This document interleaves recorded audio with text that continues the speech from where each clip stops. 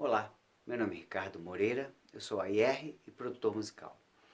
Eu decidi fazer aqui agora algumas reflexões sobre a minha relação com o AR, com alguns artistas que eu consegui, com os quais eu consegui trabalhar ao longo da minha carreira como AR de grande companhia, no caso da Universal Music. Bem, eu vou começar então falando sobre a Cássia Eller. Para começar, eu vou dizer para os aficionados pela Cássia Eller que aqui não vai ter nenhuma grande revelação, nada bombástico. Simplesmente eu vou falar da maneira com a qual eu me relacionava com o universo Cássia Eller quando eu era a IR dela, visto que eu não comecei com uma IR dela. Eu trabalhava no marketing ainda. Eu lembro que eu fui o primeiro show quando o Ayrton Bahia, que foi quem contratou, foi o AR da companhia, o diretor de AR da companhia, que contratou a Cássia Eller, que encontrou nela um talento. Ele nos levou para o Jazz Mania para a gente assistir. Nos levou, eu digo assim, a companhia inteira, um monte de gente para assistir a Cássia Eller numa noite no Jazz Mania e todo mundo saiu de boca aberta, né? Todo mundo saiu boca aberta e falou, que mulher é essa? A Cássia Eller era um choque, né? A gente nunca tinha visto nada igual, nada nem parecido. E todo mundo saiu muito animado com a Cássia Eller. Mas todo mundo sabia que não era um artista daquelas imediatas, muito fáceis de lidar e que muito afeitas afeita à mídia, que dela viesse um repertório que teria um sucesso fulminante, muito rápido. Todo mundo sabia que tinha muito trabalho ali por trás daquele nome, mas a gente sabia também que ia ter muito prazer, muito objetivo pessoal de cada um conquistado ao emplacar um artista com tanto valor.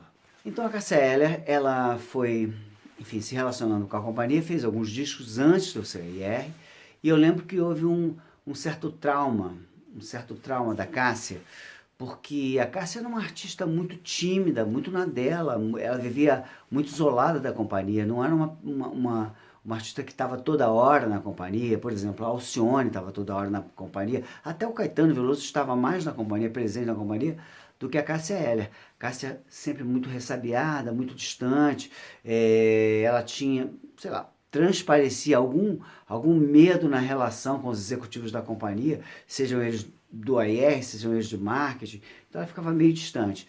E teve a passagem do presidente da Universal, que veio de fora, com estilo muito agressivo em todos os sentidos, né? Tanto de lidar com os funcionários da companhia, quanto com o cast. E ali com a Cássia Eller, naquele disco do tênis, aquele famoso disco do tênis, que ela está sentada num canto, que foi produzido pelo gigante Guto Graçamelo, o Guto, aquele disco, parte do repertório foi meio que imposto a ela. A gente acompanhou de longe, eu era do marketing, mas eu consegui ver o desconforto com que a Cássia Eller lidou com aquele disco. E, enfim, ela fez, é um bom disco, é um excelente disco, é um disco muito bom. Não é o melhor disco dela, mas é um bom disco. Mas ela sofreu um bocado. Foi justamente logo depois que eu comecei a trabalhar com a Cássia Eller como AR. E eu comecei a trabalhar com a Cássia Eller justamente no Veneno Vivo, que era o disco logo depois do Veneno Anti-Monotonia, que era um tributo ao Cazuza. Então esse disco ele mantinha alguma coisa do repertório original ao disco que ele se referia, que era esse disco tributo ao Cazuza. Tinha 5 músicas, se não me engano, do Cazuza incluindo a música que citava Veneno Anti-Monotonia, que era Todo Amor Que Houver Nessa Vida, e Brasil, e mais umas 2 ou 3, mas o repertório todo ele estava no entorno das ideias da Cássia e das ideias do Ali Salomão. O Ali Salomão era o produtor do disco, e como todo cara que veio de uma escola que não é de produção de disco, porque o Ali Salomão era um poeta, era um agitador cultural, era um cara muito ligado à Tropicália, muito ligado aos baianos, porque baiano ele era, muito ligado ao Caetano, ao Gil, E ele não tinha aquela escola de produtor de disco, né? Aquele cara de estúdio, ele não tinha. E ele não estava nem, aparentemente não estava nem aí para isso. O que gerou uma certa dificuldade de relacionamento, não por ele ser uma pessoa difícil, mas por ele não ser uma pessoa realmente do métier de produção de disco. Então a gente tinha ali uma artista que tinha um grau de complicação, de intensidade, que era a Cássia, com um produtor que era também um artista. Então foi um disco bem difícil de se lidar. E foi justamente esse disco um pouco difícil de lidar, o meu primeiro disco ao vivo da Cássia. Foi bem assustador, assim. Mas esse disco ficou lindo no final, porque tinha aquela homenagem a Camarão de la Isla, ela mostrando que cantava espanhol com uma vivacidade, o repertório gitano, o repertório é, é, violado de violão nylon, aquela coisa linda. O disco todo é muito calhado de muito veneno vivo, muita presença da Cássia Eller viva. E o disco foi bem, a gente teve um bom resultado com o disco. A única coisa que me agrada muito nesse disco é o fato de ter uma música chamada Eu Queria Ser Cássia Eller, que é do Péricles Cavalcante, que é um craque. O Péricles Cavalcante é um craque, é um compositor muito bacana. Só que eu acho que rolou ali uma encomenda, eu não sei, a verdade é que eu não sei se isso foi feito. Talvez do Ali Salomão, que é contemporâneo dele, né, em todo aquele entorno dos quatro baianos, né? Caetano, Gil, Gal e Bethânia. E talvez tenha sido uma encomenda que tenha rolado, e eu acho que a Cássia não vestiu essa roupa. E não me parecia uma canção que deveria ser cantada pela pessoa, devia ser cantada pelo Péricles, né? Eu queria ser Cássia Eller, o Péricles não é Cássia Eller. Então faria assim, muito sentido ele cantar essa música, e não ela. E eu achei que ela não vestiu essa roupa, a música não funcionou, podia ser uma grande ideia e que não funcionou, não rolou legal. Mas o resultado do disco, conforme eu falei, foi muito bom. A gente gravou no Teatro Rival, estacionamos o caminhão do lado de fora do Teatro Rival, gravamos em 24 canais, em fita de 24 canais, duas máquinas rodando, muita presença. A banda furiosa, banda muito boa, e eu acho que a gente tem um grande disco ali. Em 1999 viria o fator Nando Reis, com o disco Com Você Meu Mundo Ficaria Completo. O Nando viria a ser artista nosso um pouquinho mais à frente, mas na verdade ali chegava como um produtor. E foi muito bacana, eu adorei em todos os sentidos conhecer o Nando. Para começar, o Nando é um artista que tem toda essa volúpia criativa, toda essa coisa do artista mesmo, no palco. Acho que o Nando tem um dos melhores shows que eu já vi. Ele é muito bom no palco, e ele é um cara que adora repertório, basta que a gente dê uma olhada nos projetos desde Bailão do Ruivão, o tipo de repertório, as grandezas tão diferentes, né? Os graus tão diferentes de repertório que ele coloca ali nos discos dele, dá para sentir que ele gosta muito de repertório. E é um cara que gosta muito de conversar sobre ideias, então ele não tinha frescura, a gente podia falar absolutamente tudo com ele. Então tudo que a gente não tinha de relaxamento na relação com o Ali Salomão, eu não tinha. Né? O Max pegou outros produtores antes do Ali com a Cássia, eu não. A gente tinha com o Nando. O Nando era muito fácil, apesar de ser artista. Então, assim, ele tinha um disco na cabeça, eu ouvi dizer, li aqui e ali, que esse disco ia ser um disco, a exemplo do disco do Cazuza, ia ser um disco tributo à obra do Nando. Eu nunca ouvi a Cássia Eller nem o Nando falar sobre isso. A verdade é que existiam 4 músicas, se não me engano, do Nando no disco, mas eu nunca ouvi falar que esse disco seria um disco tributo ao Nando Reis. Sempre foi um disco de estúdio, de disco normal. E gravamos no AR com o Marcelo Saboia.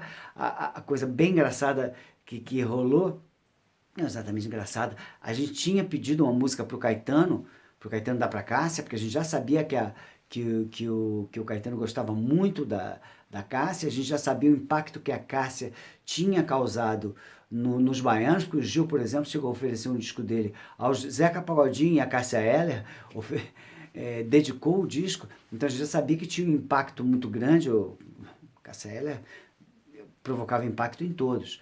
Então a gente tentou muito que uma faixa do disco fosse de autoria do Caetano. Só que Caetano, assim, normal, né? Muita encomenda, muita gente pedindo música. O Caetano demorou. A gente já tinha desistido da música do Caetano. Quando a gente estava mixando, surgiu Gatas Extraordinárias, que é muito legal. Ele interpretou bem a pegada da Cássia com relação ao relacionamento afetivo e sedução e colocou tudo na letra. E, pô, a música é sensacional. É tão boa que o Caetano viria a gravar um pouquinho mais tarde. A música é muito boa, valeu a pena esperar tudo isso. O disco é lindo, o disco tem Com Você Meu Mundo Ficaria Completo, que é quase que um samba rock do Nando, que fala um pouco da relação dele com a Cássia, já mais intensa, já mais próxima, né? Esse disco teve ensaios para ser gravado, então...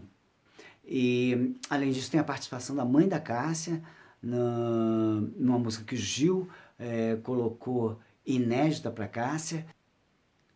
A gente tem também ali músicas do Nando, 4 músicas do Nando. Uma delas é Segundo Sol, que é um musicaço maravilhoso, que só pegou mais força, pegou no breu mesmo, no acústico, que viria depois. Mas tem Marisa Monte, 2 músicas, uma delas com Moraes Moreira, Palavras ao Vento, linda, maravilhosa.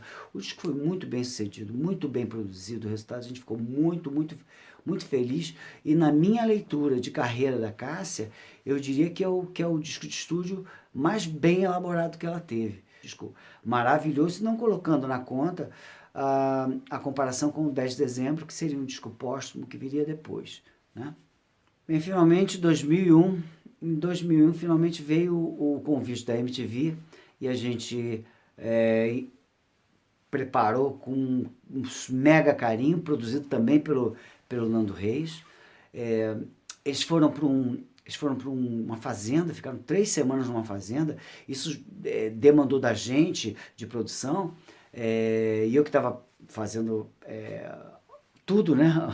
A produção artística e um pouco da executiva, junto com o Nando e junto com os empresários da Cássia, tivemos que nos desdobrar para colocar equipamento dentro de uma fazenda. Eu lembro que o ensaio era feito dentro de uma casa que ficava num morro dentro da fazenda. Era uma dificuldade de produção gigantesca, mas que valeu a pena. Eu não me lembro quem estava com a perna quebrada. Eu acho que era o Luiz Brasil, violonista. Depois, quando a gente gravou, ele não estava mais com a perna quebrada, mas ele estava e tinha uma dificuldade de locomoção. Era uma coisa engraçada pra gente, né? Para ele não era nem um pouco engraçado. Então, assim, os ensaios eram reportados pelo telefone, pelo Nando e tal, e iam muito bem, a gente sabia que vinha uma coisa bacana, mas antes disso, eu fico muito contente com uma coisa. Como o Nando é um cara que gostava muito de repertório, curtia muito repertório, ele permitiu, olha só que luxo, né? E que eu fizesse a minha função completa de AIR. Que a função completa de AIR é assistir o artista com o repertório também. Então eu lembro que eu fiz uma lista de uns 40 canções. 40 canções que eu achava que ficariam mega boas com a Cássia. E eu consegui emplacar uma. Uma é melhor do que nada. Das 40, eu lembro que o Nando gostou de algumas, mas gostou mais, bastante mais, como eu também gostei da sugestão que eu dei, que foi do Muito Estranho do Dalto. E o Muito Estranho, eu pensei na Muito Estranho para a Cássia, porque eu achava a Cássia muito estranha. Muito estranha no melhor sentido da palavra, né? Na verdade, ela é muito estranha, como todo artista tem que ser estranho, tem que trazer uma estranheza. E eu tinha certeza absoluta que aquela música ia ser um mega sucesso com a Cássia. Mas essa ela não curtiu. Eu lembro que o Nando falou assim, pô, Muito Estranho, não curtiu muito não. E ele gostava da ideia. Mas o Nando fez coisas maravilhosas, como por exemplo, pegar aquela música que não tinha sido sucesso no disco do Tênis, produzido pelo Guto, aquela música que se chamava Malandragem, do Roberto Frejá e do Cazuza, que foi levada inédita para a Cássia gravar, que tinha sido gravada meio blues, ficou bonita, mas não foi. Com esse tratamento chacundum, meio Dire Straits, rapaz, o bicho pegou, né? Pegou no breu. Foi a música que levou o disco a se tornar um fenômeno. Aquela música realmente carregou o disco nas costas e depois foi revelando outras e outras músicas dentro do próprio disco, e o disco foi embora e cumpriu a sina dos acústicos, né? Porque a sina dos acústicos é aquela coisa mesmo de você ouvir uma coisa que você estava acostumado de um jeito que você nunca ouviu.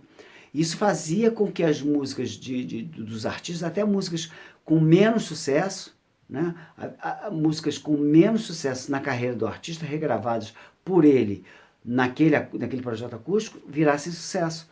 Então a Cássia arrebentou com malandragem e fez coisas maravilhosas. Pô, o Nando botou abrindo lá Edith Piaf, nossa, ficou lindo aquilo. Ela cantou Chico Buarque. Quando ela cantou Vá Morar com o Diabo, se você pegar o vídeo, você vai achar engraçado. Que Vá Morar com o Diabo é uma música, um samba do Riachão, que o Nando que apresentou para ela, e ela aprendeu, mas só que ela errava muito a letra. Ela errou, sei lá, vou dizer por baixo, umas 12 vezes, 10 mais 2, 12 vezes a letra. Então, e o público muito, muito festivo, muito alegre, a garotada que adorava a Cássia, se divertiu. O que aconteceu? O público aprendeu a letra, porque ela errava em pontos diferentes da letra. Então, quando fez finalmente a 13ª, lá que valeu, o público cantou ela inteira. E você tem a impressão assim, nossa, a música deve ser um sucesso. Mas não é que ela fosse um sucesso, é porque ela foi repetida à exaustão.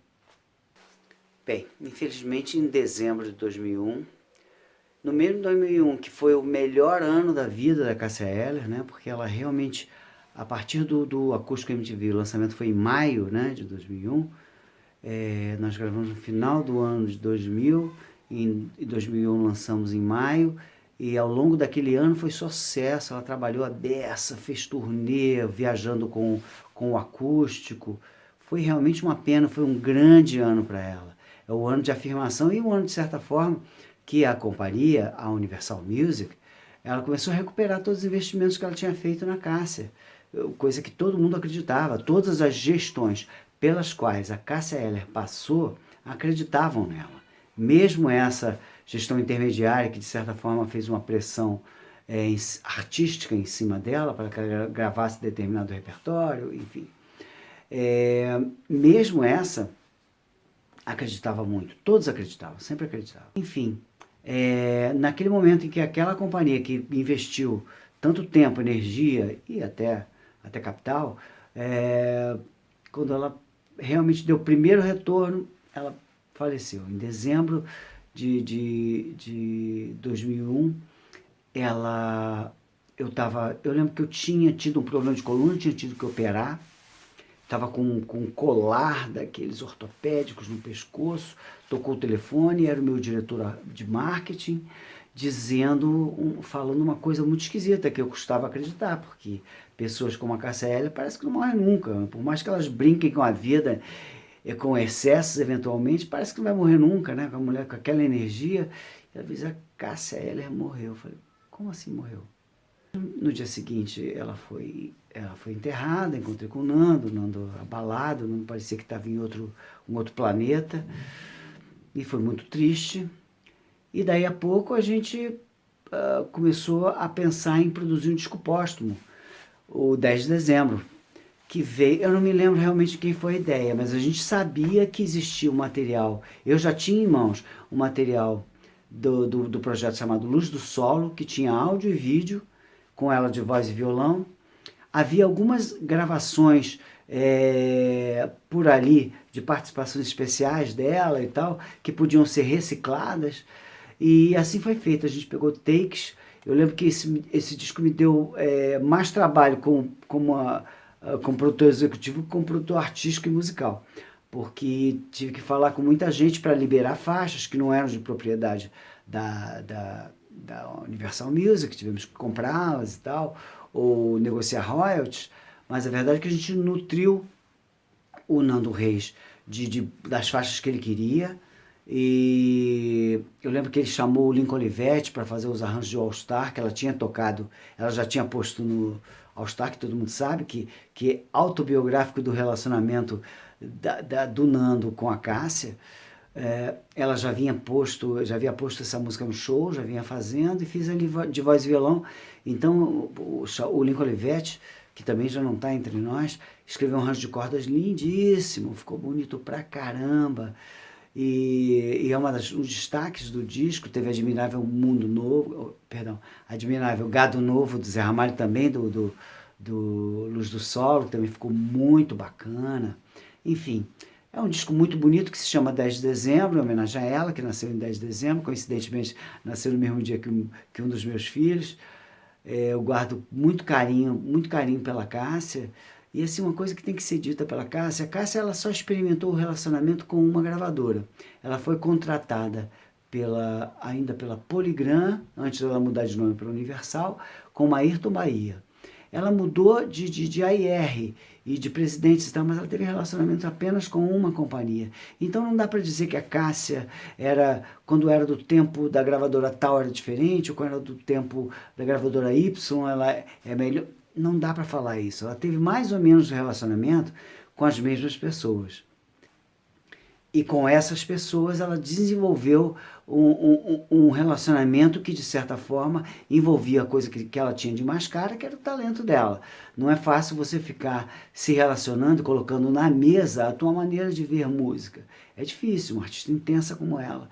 Então, assim, ficar dizendo que a Cássia era nossa amiga, era brother, não, a Cássia era uma pessoa muito, muito, muito amiga dos músicos dela, era uma pessoa muito, muito amiga do Nando, não precisa nem falar. Mas quando passava para a parte da gravadora, ela era muito recatada, era muito na dela, bicho do mato mesmo. Eu já tive umas 2 reuniões com a Cássia balbuciou 2 ou 3 palavras. E assim, quando ela estava comigo, conversando, ela se soltava um pouquinho com cada um, né? Especialmente comigo. Com cada um conversando, ela se soltava um pouco, mas ela era muito tímida. Então não se pode dizer que ela trazia fácil uma relação fora palco, fora estúdio.